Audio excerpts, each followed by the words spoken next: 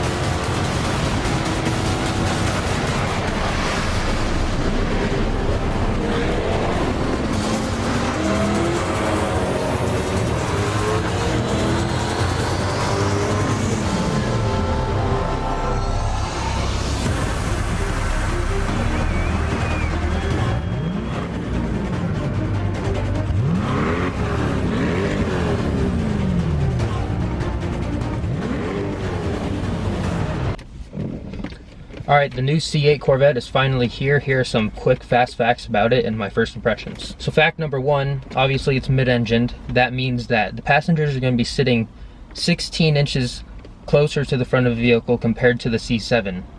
In return, this means that the vehicle is going to rotate around them because they're sitting on top of the center of gravity. And I can tell you from experience with my car that it'll probably make the C8. For example, in my car, the C6, it's nice to be able to feel the rear end move around, because when the rear end moves, you feel it through your body.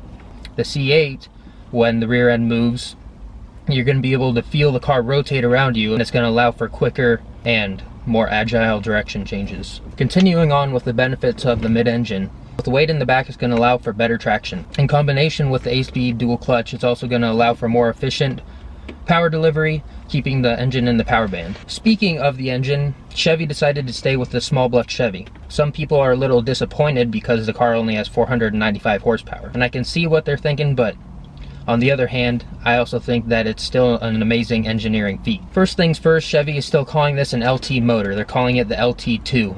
And aside from displacement, they're saying everything is different about the motor. As you can tell from the videos, that it doesn't really sound like an LT motor. It sounds totally different.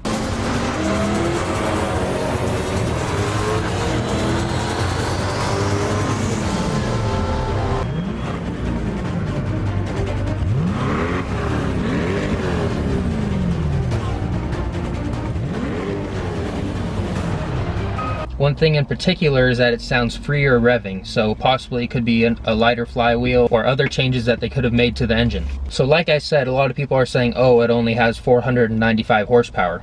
I guess in our realm where we have, 700 horsepower Aventadors or 720 horsepower McLarens, this doesn't seem like a lot.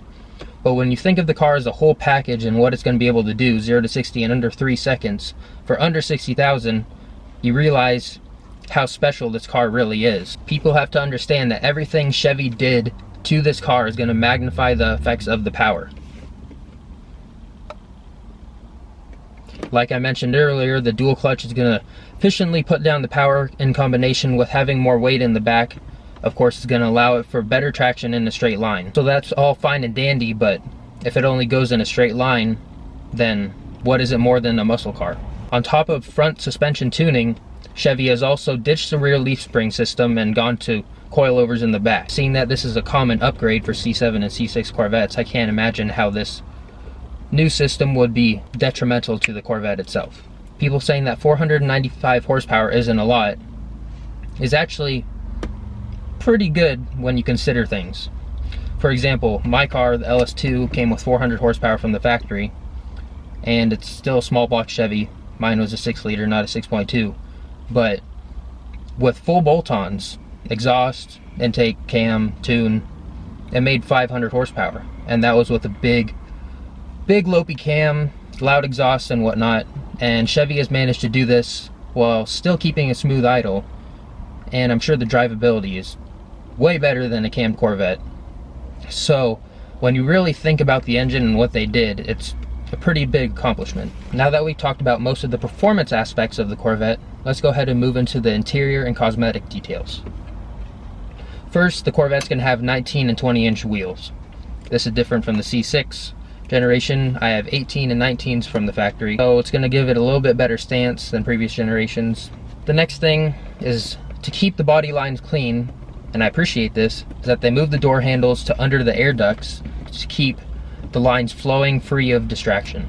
Another thing is, of course, Corvettes are criticized for low quality interiors. As you can see,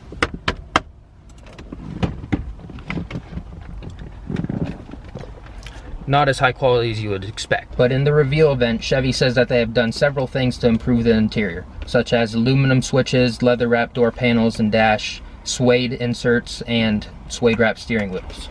My initial impressions of this is that they're heading in the right direction. Along with this, they also are offering a whole new multitude of color palettes. So you can get colored seat belts, colored interior panels, of course seats, steering wheels, and all that good stuff. Also new for the interior is that the dash wraps around the driver. So there's actually a wall, you could call it, in between the passenger and the driver. And on top of this wall are about 12 buttons, I've heard, controlling things all the way from air conditioning to heated and cooled seats. Another thing for the interior is that the steering wheel is actually aircraft inspired. So the steering wheel is going to have two spokes coming down here and here, which is going to allow for an aggressive 9 and 3 hand position. Another thing about the new Corvette is that it's going to have 3 different types of seats: GT1, GT2, and comp seats. The GT1 is going to be something like this. You know, it's going to be comfortable.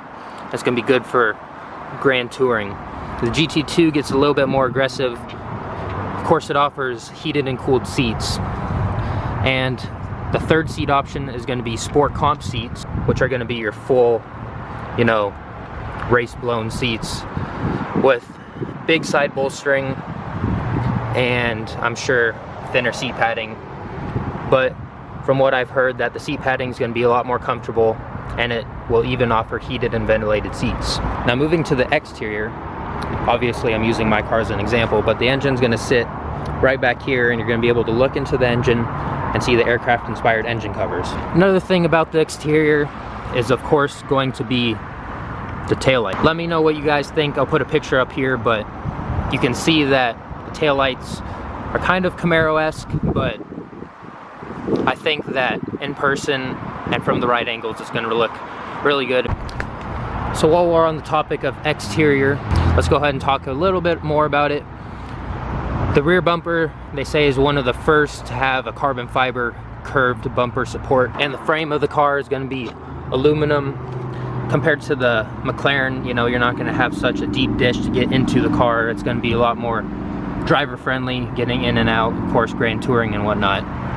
Now up front of the new C8 Corvette, again, I'll put a picture up here so you guys can compare it to, in my case, a previous generation C6, but you still kind of have the headlights coming to a point almost as if the car is kind of sneering at you. But again, very aggressive styling. You have air inlets where my fog lights would be, and of course in the center. And all of this is going to allow for better cooling. And while we're talking about the front, most Corvette owners know that ground clearance is an issue sometimes. So the new C8 Corvette is going to have GPS enabled lift system, so anytime you lift your car, you can soar up to 1,000 locations where you want to lift the car again. Now moving to the side of the car, one of the big things because of a mid-engine is that you're going to have these air inlets on the side here, and let's just say I'm getting into my new C8 Corvette. The door handles are going to be like right here.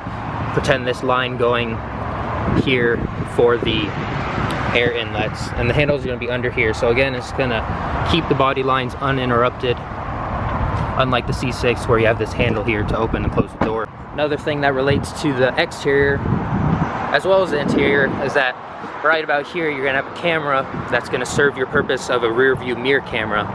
And this camera is gonna be displayed, from what I'm understanding, on your rear view mirror to allow for better blind spot visibility. This of course is going to be really great because in the C6 you have the curved window in the back, so you can kind of look out the side of it to see your blind spots. With the C8, it's just a flat pane of glass in the back, so if you look out your rear view mirror, you're just going to see straight back. So with this camera, hopefully we're going to be able to see out our blind spots. So back in the interior, the Corvette has moved to a switch now for the shifter.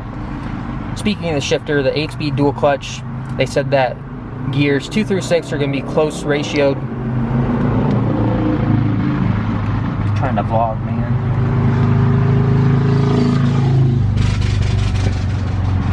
They say gears 2 through 6 are going to be close ratioed for better acceleration, of course keeping the car in the power band. And gears 7 and 8 are going to be more like overdrive gears and great for grand touring.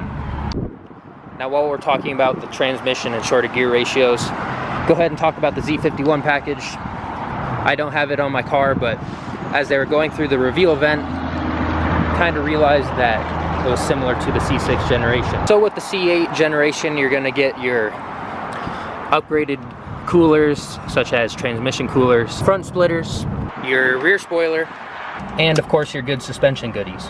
The new Corvette will come with 3 suspension options. The first will be the FE1, which is a little bit more sporty than the C7 suspension. Then there will be the FE3, which is going to be your kind of Z51 package of the Corvette, so it's going to be the stiffer suspension and more sporty. And then you'll get your Magna ride, your selective ride. I'm sure you'll be able to go through more than just tour and sport, but yeah, you'll get your adaptive suspension, which is going to be the Magna ride suspension. Again, speaking of grand touring capability, as you can see, C6 has plenty of storage space for your golf clubs. I even can fit a couple of suitcases in the back here. But the C8 is really going to be this line right here, and it's going to go deeper down, and you're going to be able to fit your roof or 2 golf club bags. And of course in the front you're going to have your frunk, where you can get their customized luggage and be able to fit more up front. So that is going to do it for the quick facts of the C8 Corvette Stingray. Hope you enjoyed the video, got caught up on all the news of the C8 Corvette, and I'm going to try and keep up to date with the Corvette and all the news. But let me know down in the comments what you think of the new Corvette. Do you like the styling? Do you not like the styling? Do you think that going mid-engine is going to be good for the Corvette? And overall, what do you think of this? I think going to be a beast of a car. Let me know down in the comments. Share this video to help others catch up on all the news of the Corvette as well. Subscribe for more content regarding the Corvette, and of course my Corvette, and hopefully the C8 in the future. With all that being said, I'll see you in the next one. I stand 10 toes down, AK-47 with a